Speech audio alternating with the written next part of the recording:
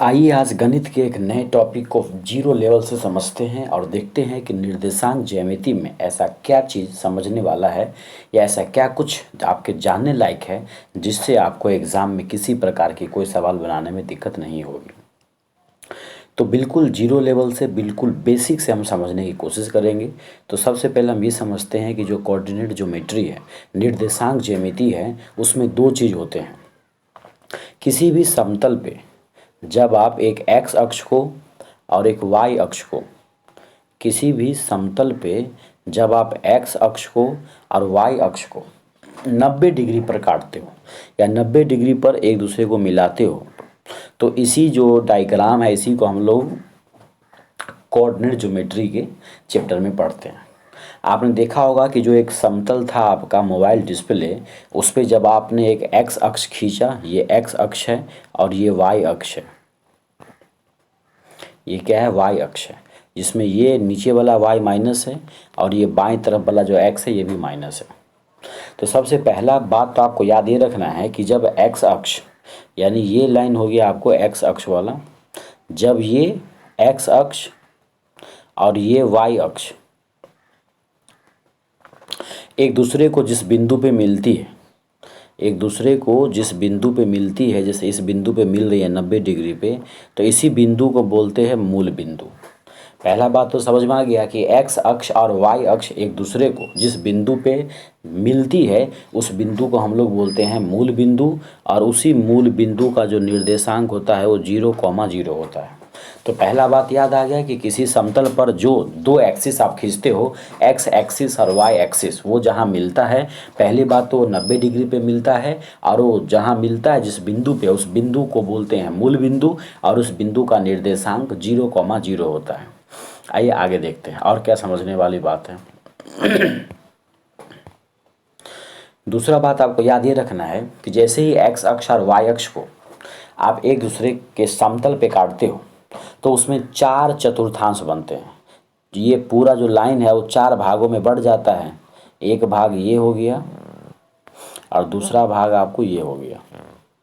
तो ऐसा करने से आप क्या देख रहे हैं कि एक भाग तो ये हो गया, दूसरा भाग ये, तीसरा भाग ये और चौथा भाग ये, यानी पूरा जो आपका समतल था वो टोटल 4 भागों में बट गया, और प्रत्येक भाग को एक क्या कहा जाता है? चतुर्थांश कहा जाता है। ये पहला चतुर्थांश है, उसके बाद ये दूसरा चतुर्थांश है, ये तीसरा चतुर्थांश है और ये क्या है? चौथा चतुर्थांश है। उम्मीद करते हैं ये बात भी आपको समझ में आ गया होगा कि जब दो अक्ष एक्स अक्ष और वाई अक्ष एक दूसरे को 90 डिग्री पर काटता है तो पूरा जो समतल था वो 4 भागों में बढ़ जाता है। प्रत्येक भाग को ये क्या कहा जाता है? चतुर्थांश कहा जाता है। चले आगे चलते हैं, और जहाँ मिलता है उसको बोलते हैं मूल बिंदु। मूल बिंदु का निर्देशांक 0,0 होता है। अब अगले में आपको क्या याद रखना है कि जैसे ही एक्स अक्ष और वाई अक्ष को आपने मिलाया तो 4 भागों में बट गया। अब हम जो समझाने की कोशिश कर रहे हैं उसको समझिए गौर से। जो पहला अक्ष है, ये जो पहला भाग आपने बनाया है, ये क्या देख रहे हैं आप? इसमें x भी प्लस में है और y भी प्लस में है, इसीलिए पहले वाले का जो चिन्ह होगा वो प्लस प्लस में होगा। दूसरे वाला में क्या देख रहे हैं आप? x माइनस में है, y प्लस में है। दूसरे वाला में क्या देख रहे हैं? x माइनस में है, y प्लस में है, तो पहले होगा माइनस फिर होगा प्लस। तीसरे वाले में क्या देख रहे हैं? x माइनस में है और y भी माइनस में है, तो तीसरे वाले का हो जाएगा माइनस माइनस। चौथा में x प्लस है, y माइनस में है, तो प्लस माइनस हो जाएगा। कहने का मतलब ये हुआ कि जब किसी समतल पे दोनों अक्ष को एक दूसरे को 90 डिग्री पे मिलाते हुए खींचते हैं तो 4 जो चतुर्थांश बनते हैं उसमें आपको याद रखना है कि पहले चतुर्थांश का चिन्ह होता है क्या? प्लस प्लस, दूसरे का होता है माइनस प्लस, तीसरे का होता है माइनस माइनस और चौथे का होता है प्लस माइनस। ये जो चिन्ह इंडिकेट किया गया है वो किस आधार पे? तो जैसे मान लो ये चतुर्थांश है, कोई भी चतुर्थांश जो होता है, कोई भी चतुर्थांश किस लाइन को मिलाने से बना है? जैसे ये चतुर्थांश देखिए, दोनों प्लस प्लस को मिलाने से बना है, तो इसमें क्या हुआ? दोनों प्लस प्लस हुआ। इसको देखिए आप, ये जो चतुर्थांश बना है इसमें दोनों एक माइनस है, ये प्लस है, तो माइनस प्लस हो गया। जो तीसरा चतुर्थांश बना है, जो तीसरा चतुर्थांश है वो ऐसे बना हुआ है, यानी x माइनस है, y भी माइनस है, तो ये बना माइनस माइनस। जो चौथा चतुर्थांश आपने बनाया है ऐसे करके, इसमें क्या देख रहे हैं, x तो प्लस में लिया है, y को माइनस में लिया है, तो क्या हो जाएगा आपको प्लस माइनस हो जाएगा। तो ऐसे करके चारों चतुर्थांश आपको समझ में आ गया। यानी सीधे ऐसे पूछेगा सवाल आपको कि 2,3 जो एक पॉइंट बिंदु है ये किस चतुर्थांश में होगा, तो आप जो भी पॉइंट होगा उसके केवल चिन्ह को देखेंगे। यहाँ पर क्या देख रहे हैं, 2 भी प्लस में है और 3 भी प्लस में है, यानी दोनों पॉइंट जो है वो क्या है, प्लस प्लस में है, तो प्लस प्लस हो जाएगा पहला चतुर्थांश में। यानी 2,3 जो हो जाएगा किस में हो जाएगा, पहले चतुर्थांश में हो जाएगा। उसे कहेगा कि जैसे आपसे कहेगा कि -4,5 कहेगा कि -4,5 है वो किस चतुर्थांश में होगा। तो -4,5 कहने का मतलब हुआ कि पहला वाला माइनस है, दूसरा वाला प्लस है। अब पहले हमेशा x होता है, दूसरा वाला y होता है। तो देखिए पहला वाला माइनस है, बाद वाला प्लस है, दूसरे चतुर्थांश में है। ऐसे करके बोलेगा कि x तो प्लस है, y माइनस है मान लो, या कहेगा y क्या है, माइनस में है, x प्लस में है और y क्या है, माइनस में है, यानी कि ये क्या हो गया, प्लस माइनस का खेल हो गया। तो प्लस माइनस हो जाएगा आपको चौथे चतुर्थांश में। तो उम्मीद करते हैं ये चतुर्थांश जो है, यानी कि चारों चतुर्थांश में क्या साइन होगा किसका, ये आपको समझ में आ गया। और साथ ही साथ ये भी समझ में आ गया होगा कि इस चतुर्थांश के चिन्ह को मैंने किस हिसाब से लिखा है। इसको रटना नहीं है, इस फिगर को आप ध्यान से क्या करेंगे, समझ लेंगे। ये जो फिगर है किस किस लाइन को मिला के बना है, एक x है, एक y है, इधर x क्या है, प्लस में है, इधर y भी क्या है, प्लस में है। चलिए आगे देखते हैं। अब कुछ बात है जो आपको याद रखना है, उसको समझना है। किसी भी बिंदु का निर्देशांक 2 होता है। जैसे कोई भी बिंदु होगा, चाहे ये x अक्ष में हो, मान लो ये बिंदु यहाँ पे है, चाहे बिंदु A है मान लो ये, तो चाहे ये x अक्ष में क्या कहते हैं, चाहे वो प्रथम चतुर्थांश में हो, दूसरा चतुर्थांश में हो, तीसरा में हो या चौथा में हो, किसी में भी हो, कोई भी एक बिंदु होगा तो उसके 2 होंगे निर्देशांक। एक निर्देशांक x होगा, एक निर्देशांक y होगा। और पहले हमेशा x को ही लिखते हैं, बाद में y को लिखेंगे। तो यहाँ पे कह रहा है कि किसी भी बिंदु का जो निर्देशांक होता है वो 2 होता है। एक होता है x निर्देशांक, एक होता है y निर्देशांक। तो उम्मीद करते हैं ये पॉइंट समझ में आ गया होगा कि किसी भी बिंदु को दर्शाने के लिए हम 2 निर्देशांक का प्रयोग करेंगे। पहले वाला बिंदु हमेशा x निर्देशांक होगा और दूसरा वाला y निर्देशांक होगा। इससे आगे कह रहा है कि जो x निर्देशांक होते हैं उसको हम लोग दूसरे भाषा में भुज भी कहते हैं। x निर्देशांक को दूसरे शब्दों में भुज भी कहते हैं। और जो y निर्देशांक है, y निर्देशांक को हम लोग क्या बोलते हैं, कोटि बोलते हैं। तो ये 2 लाइन भी आप क्या करेंगे, अलग से याद रख लेंगे कि जो x निर्देशांक है उसको बोलते हैं भुज और y निर्देशांक को बोलते हैं कोटि। आगे कहता है अगर कोई बिंदु किसी अक्ष पर ही हो, मैंने कहा कि किसी चतुर्थांश में होगा तो उसमें कोई ना कोई चिन्ह होगा।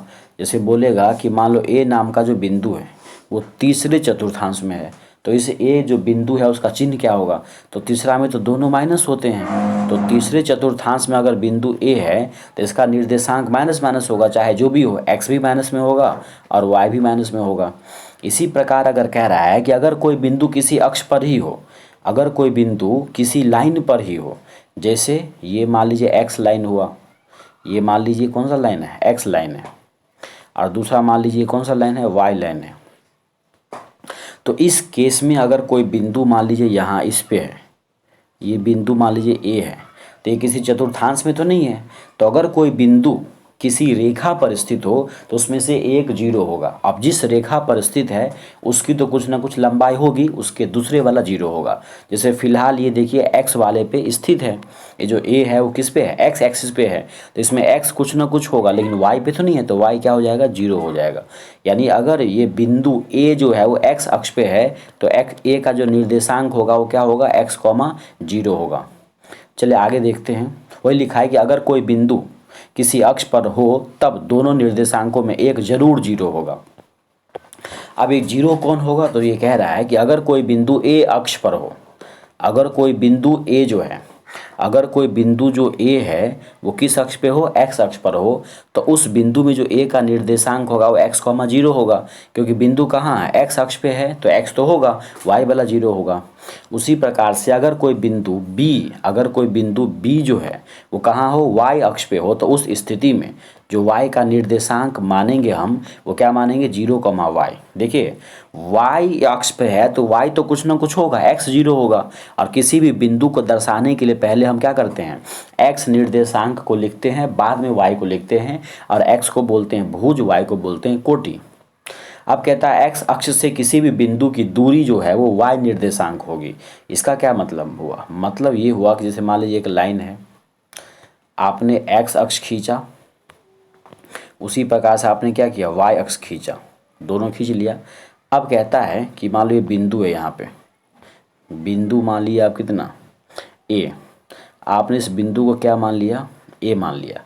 कहता है अब ये बिंदु जो है इसको x अक्ष से नापना है, तो आप यहाँ पे फीता लगाओ, x अक्ष तो ये है ना, यहाँ पे कहीं भी लगाओगे आप, तो जहाँ पे है वहाँ से नापोगे इसको आप। तो मान लीजिए आपने यहाँ फीता लगाया और यहाँ से नाप रहे हैं इस बिंदु को, तो आप क्या देख रहे हैं, आपका जो हाथ है वो किधर की तरफ जा रहा है, ऊपर की तरफ जा रहा है। यानी y अक्ष जो है, y अक्ष इसी के समानांतर जा रहा है। तो यानी ये जो लंबाई हो रहा है वो दरअसल y का ही तो हो रहा है। यहाँ पे आपका बिंदु था तो इसे इधर आएंगे, इसको घसकाएंगे, पूरे को इधर घसकाएंगे, सबको हम इधर लाके, तो क्या है, y के पास आ जाएगा। ये कहने का मतलब सीधा है कि x अक्ष से किसी भी बिंदु की दूरी नापना हो तो y निर्देशांक होगा। x अक्ष से किसी बिंदु की दूरी निकालेंगे तो क्या होगा, वो y होगा। क्या हो जाएगा, वो y हो जाएगा।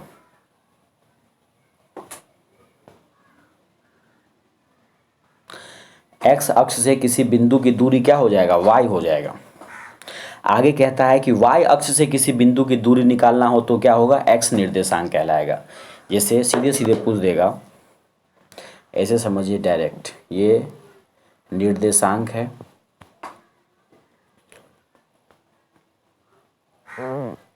ये मान ले इसे करके, यहाँ पे कोई बिंदु है 2,3, कहेगा x अक्ष से दूरी बताओ, तो यहाँ पे फीता लगाओगे आप और ऊपर की तरफ नापोगे ऐसे करके। तो x अक्ष से दूरी नापने पर आपका हाथ जा रहा है y की तरफ, तो ये जो बिंदु है इसमें x अक्ष से दूरी जो होगा वो क्या होगा, 3 होगा, क्योंकि x अक्ष से दूरी तो y वाला होता निर्देशांक, तो जो y का होगा निर्देशांक उसी को लिख देंगे। अब है मूल बिंदु का निर्देशांक 0,0 होता है, ये आपको बता दिए थे। संरेख का क्या मतलब होता है, जब तीन बिंदु ऐसे हो या जब तीन बिंदु एक ही रेखा पर स्थित होते हैं तो उनको हम लोग क्या बोलते हैं, संरेख बोलते हैं। जैसे ये एक रेखा है, एक बिंदु यहाँ पे है, एक बिंदु यहाँ पे है, एक बिंदु यहाँ पे है, ऐसे करके कुछ भी हो, तो तीनों बिंदु एक ही रेखा पे आ गए ना। तो जब तीनों बिंदु एक ही रेखा पर है तो उसको हम बोलते हैं, तीनों बिंदु क्या है, संरेख है। गौर से देखिए आप, एक यहाँ ऐसे 3 बिंदु है, एक यहाँ है, एक यहाँ, एक यहाँ, इस तीनों बिंदु को मिलाओ, ऐसे करके मिलाइए, त्रिभुज बना कि नहीं बनाए। जब तीनों बिंदु अलग अलग होते हैं तब जाके त्रिभुज बनते हैं, लेकिन जब तीनों बिंदु एक ही रेखा पर हो, जब तीनों बिंदु एक ही रेखा पर हो तो उससे त्रिभुज बनेंगे, नहीं बनेंगे। और त्रिभुज नहीं बनेंगे तो क्षेत्रफल भी नहीं घेरेगा। इसका मतलब जो 3 बिंदु संरेख हो तो उससे बनने वाले त्रिभुज का क्षेत्रफल कितने होते हैं, 0 होते हैं।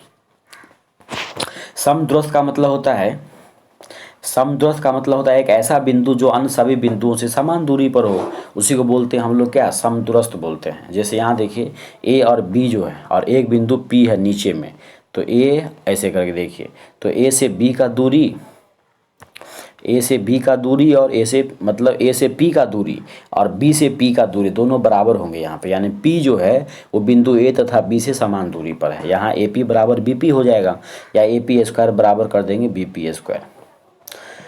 समद्विभाजित आपके सवाल में आएगा, समत्रिभाजित आएगा, या समान 4 भागों में विभाजित होगा। इस सब का क्या मतलब होता है, इस सब का मतलब सीधा सीधा है कि समद्विभाजित बोलेगा मतलब पूरा रेखा जो है वो 2 भागों में बटा। समत्रिभाजित का मतलब हुआ पूरा रेखा जो है वो क्या हुआ, 3 भागों में बटा। 4 भागों का मतलब हुआ पूरा रेखा जो है वो क्या हुआ, 4 भागों में बट गया है। कुछ सूत्र आप याद रख लीजिए। अच्छा, इस समय देखिए, अगर समद्विभाजित हो तो भी लगाएंगे विभाजन सूत्र, त्रिभाजित हो तो विभाजन सूत्र, 4 भागों में विभाजित हो तो भी विभाजन सूत्र। कैसे, देखिए, जैसे मान लीजिए कि P जो है उसको क्या कर रहा है, ए बी को 2 भागों में विभाजित कर रहा है, तो 1 पॉइंट ये हुआ, 1 पॉइंट ये हुआ, तो 1:1 हुआ। यहाँ पे देखिए P जो है पूरे रेखाखंड को 1 2 3 भाग में बांट रहा है, जिसमें ए से लेकर पी तक एक भाग है और बाकी छूटा हुआ कितना है, 2 भाग है। तो पी जो है वो पूरे रेखाखंड ए बी को 1:2 में बांट रहा है। लेकिन अगर आप क्यू की बात करेंगे, क्यू की, तो ए से लेकर जो क्यू है वो पूरा 2 पॉइंट लिया है और बाकी छोड़ 1 दिया है। तो क्यू का अनुपात होगा 2:1, जबकि पी का अनुपात होगा 1:2। आगे देखते हैं। 4 भागों का मतलब हुआ कि 4 भागों में बांटा होगा। तो यहाँ देखिए, जैसे मान लीजिए यहाँ पे सवाल में देखिए ऐसे किया हुआ है, इसको समझिए ध्यान से। ये लाइन है, खींचा हुआ है, तो P का बोलेगा निर्देशांक। तो P तो देखिए 4 भागों में है, तो ये 1 1 1 1 सब 1 1 है। तो P शुरू से 1 लिया है और छोड़ कितना दिया है, 3। तो ये हो गया P का अनुपात। अब कहेगा Q का क्या मामला है, तो Q शुरू से 2 लिया है, छोड़ दिया है 2। उसी प्रकार से कहेगा R का क्या मामला है, तो शुरू से वो क्या किया, 3 लिया है, छोड़ दिया 1। ऐसे करके आपको समझना है। अब कुछ सूत्र है जो आपको सीधे याद रखना है। 2 बिंदुओं के बीच की दूरी क्या होती है, तो वो होता है √x2 - x1 का whole square plus y2 - y1 का होल स्क्वायर। जैसे 2 बिंदु a x1 y1 और b x2 y2 है, तो उसके बीच की दूरी क्या होगा, तो इस बिंदु के बीच की दूरी होगा √x2 - x1 का होल स्क्वायर और y2 - y1 का होल स्क्वायर। मूल बिंदु से किसी बिंदु की दूरी बराबर पूछता रहता है, तो जो बिंदु दिया होगा उसी का आप √ क्या कर देना, स्क्वायर करके जोड़ देना, आपको आंसर आ जाएगा। तो मूल बिंदु से किसी भी बिंदु की दूरी हो जाएगा आपको √a² प्लस b²। आगे मध्य बिंदु का क्या मामला है। मध्य बिंदु का मतलब हुआ सीधा कि एक रेखाखंड ए बी था, जिसको एक बिंदु है क्या किया है, वो एक बिंदु जो है P जो बिल्कुल बीच से उसको काट दिया है। तो या तो 1:1 का मामला हो गया, ऐसे समझ लो, या फिर मध्य बिंदु का निर्देशांक भी सीधे सीधे फॉर्मूला होता है √x2 मतलब अंडर रूट नहीं, मध्य बिंदु का निर्देशांक हो जाएगा आपको x1 + x2/2 और y1 + y2/2। बट्टा में 2 क्यों दिए, क्योंकि ऊपर में 2 ही अंकों को जोड़ा गया है। उसी प्रकार से त्रिभुज का केंद्रक देख लीजिए। त्रिभुज का केंद्रक होता है x1 + x2 + x3/3। बट्टा में 3 क्यों, क्योंकि 3 को जोड़ रहे हैं। और उधर हो जाएगा y1 + y2 + y3/3। त्रिभुज है तो 3 3 हो गए ना उसमें निर्देशांक। तो x1 पूरा y1 और y2 जो है x1 x2 और x3 जो जोड़ेंगे एक जगह, और y1 y2 y3 जोड़ेंगे एक जगह। अब त्रिभुज का अंतः केंद्र क्या होता है, तो ax1 + bx2 + cx3/a + b + c होता है, और यहाँ पे उसका y दूसरा वाला हो जाएगा ay1 + by2 + cy3/a + b + c। यहाँ पर जो ABC देख रहे हैं वो क्या है, त्रिभुज की भुजा है। अब त्रिभुज का क्षेत्रफल क्या होता है, त्रिभुज का क्षेत्रफल होता है 1/2 ले लेंगे बाहर कॉमन में, और x1 × y2 - y3 + x2 × y3 - y1 + x3 × y1 - y2। इसको याद कैसे करना है, तो हर बार हमको क्या करना है, 1 2 3 के सीक्वेंस में लिखना है। x वाले को हमेशा क्या करना है, कॉमन ले लेना है। तो x1 को ले लेंगे कॉमन, तो क्या बचेगा, 1 तो आ गया, तो 2 और 3 बचा। तो जो बचेगा x के बाद वो y के साथ घटा के लिख देंगे। तो 2 3 को y के साथ घटा के लिख दिए। अब x1 के बाद x2 आएगा, तो 2 आ गया, तो फिर 3 होगा, 3 के आगे 4 होगा, तो 4 तो है नहीं, क्योंकि आपको मैंने क्या कहा था 1 2 3 में लिखना है ना। तो आप यहाँ पे क्या कर रहे हैं, 1 2 3 लिखने की वजह से आपने 2 लिखा, तो बाकी 3 और 1 बचा, 3 के बाद आगे तो है नहीं, शुरू में आ जाएंगे, तो 3 1 को घटा देंगे। उसी प्रकार से अब x1 कॉमन आ गया, x2 कॉमन आ गया, तो x3 कॉमन आएगा। तो x3 को कॉमन लेने के बाद देख क्या बचेगा, 1 2 3, 3 के बाद 4 5 बचना चाहिए, लेकिन 4 5 तो है नहीं, 3 के बाद तो 4 5 आता है, लेकिन 4 5 तो है नहीं, तो शुरू का 2 को ले लेंगे, 1 2 घटा देंगे। ऐसे करके विभाजन सूत्र क्या होता है, तो जो अनुपात होगा ना उसी का m1 मान लेते हैं, m1 m2 एक अनुपात है, तो m1 गुने x2 + m2 गुने x1 बट्टा में m1 + m2 हो जाएगा। और दूसरा है आपको m1, दूसरा हो जाएगा आपको m1 गुने y2 + m2 गुने y1 बट्टा m1 + m2। अब यह केंद्रक क्या होता है, तो माध्यिकाओं के कटान बिंदु को बोलते हैं केंद्रक। अभी जो पीछे पढ़े थे आप केंद्रक का फार्मूला, तो उसमें केंद्रक किसको बोलेंगे, तो जो माध्यिकाएं होगी उसके कटान बिंदु को बोलेंगे केंद्रक। अब माध्यिका क्या है, तो त्रिभुज के किसी भी शीर्ष से उसके सामने वाले भुजा को मिलाने वाली जो रेखा होगा, सामने वाले भुजा को नहीं, सामने वाले भुजा के मध्य बिंदु को ध्यान रखेंगे, छूट गया लिखना। सामने वाले भुजा के मध्य बिंदु को मिलाने वाली रेखा माध्यिका। देखिए इस फोटो में ध्यान से, एक त्रिभुज है ABC जिसमें डी भी एक लाइन खींचा गया ए से और ई भी एक लाइन खींचा गया ए से, लेकिन ई में क्या है कि वो BC के बिल्कुल बीच से खींचा गया है, बीच को मिला है। लेकिन जो AD खींचा गया है वो BC के बिल्कुल बीच में नहीं, वो अपने आप सीधा खाली खींचा है। तो यहाँ पर AD कोई माध्यिका वगैरह नहीं है, लेकिन AE जो है वो क्या है, माध्यिका है। तो उम्मीद करते हैं। इसमें एक और बात है, अंतःकेंद्र किसको बोलते हैं? तो त्रिभुज के अंदर भुजाओं को छूते हुए बने वृत्त का जो केंद्र होगा वही अंतःकेंद्र होगा। यहाँ पे देखिए फोटो में आपको दिखा दिया गया है, जहाँ पर A के सामने वाले भुजा को छोटा a मान लेंगे जो आपके फार्मूला में है, B के सामने वाले भुजा के लंबाई को छोटा b और C के सामने वाले भुजा के लंबाई को छोटा c मान लेंगे। तो उम्मीद करते हैं ये बात आपको समझ में आ रहा होगा। यहाँ पर जो क्या कहते हैं, केंद्र किसको बोलते हैं, एक बार देख लीजिए। ये रहा मान लीजिए त्रिभुज, तो ये तीनों मैंने माध्यिका मान लिया, ये मध्य बिंदु है, ये मध्य बिंदु, ये मध्य बिंदु। तो ये जहाँ पे मिला है ना तीनों माध्यिका, उसी को बोलते हैं केंद्रक। उम्मीद करते हैं ये बात आपको समझ में आ रहा होगा। अगर ये समझ में आया होगा तो चैनल को लाइक, शेयर और सब्सक्राइब जरूर करें। और अगर आप चाहते हैं कि इस पर सवाल भी कराया जाए ताकि आपका कॉन्सेप्ट और भी क्लियर हो, तो आप ज़रूर कमेंट करें। तो पार्ट 2 में हम इससे संबंधित जो सवाल होंगे, चाहे दो बिंदुओं के बीच की दूरी पे या मूल बिंदु पे या विभाजन सूत्र पे या फिर जो भी त्रिभुज के क्षेत्रफल है, अंतःकेंद्र, जो भी फार्मूला आपने पढ़ा है उस सब पे हम सवाल सोल्व करके या सवाल के माध्यम से फार्मूला को और हम आपको समझाने की कोशिश करेंगे। मिलते हैं किसी अगले वीडियो में, तब तक अपना ख्याल रखिए। जय हिंद।